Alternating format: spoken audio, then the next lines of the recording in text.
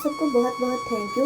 आप लोग मेरे वीडियो को पसंद करते हैं और मेरे चैनल को लाइक, शेयर और सब्सक्राइब करते हैं। चलिए आज की कहानी सुनते हैं, दुष्टता का फल। कंचनपुर में एक धनी व्यापारी के घर में रसोई में कबूतर ने घोंसला बना रखा था। किसी दिन एक लालची कौवा जो है वो उधर से आ निकला। वहाँ मछली को देखकर उसके मुंह में पानी आ गया। तब उसके मन में विचार आया कि मुझे इस रसोई घर में घुसना चाहिए, लेकिन कैसे घुसूं ये सोचकर वो परेशान था।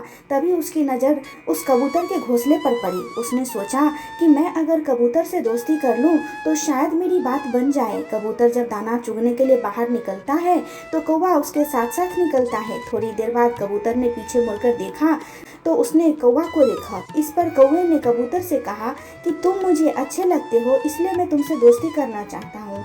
जैसे ही कौवे ने कहा कि मैं तुमसे दोस्ती करना चाहता हूँ, कबूतर ने कहा हम कैसे दोस्त बन सकते हैं, हमारा और तुम्हारा भोजन भी तो अलग अलग है। मैं बीज खाता हूँ और तुम कीड़े।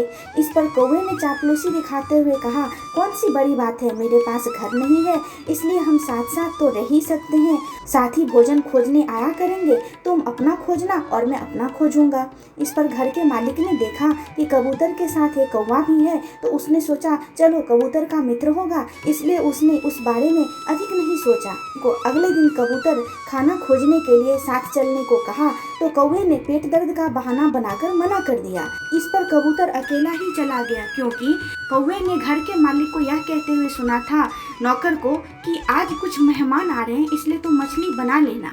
उधर कौवा नौकर के रसोई से बाहर निकलने का इंतजार कर ही रहा था कि उसके जाते ही कौवे ने थाली की ओर झपटा और मछली उठाकर आराम से खाने लगा। नौकर जब वापस आया तो कौवे को मछली खाते देख गुस्से से भर गया। उसने कौवे को पकड़कर गर्दन मरोड़कर मार डाला। जब शाम में कबूतर वापस आया तो उसने कौवे की हालत देखी तो सारी बात समझ गया।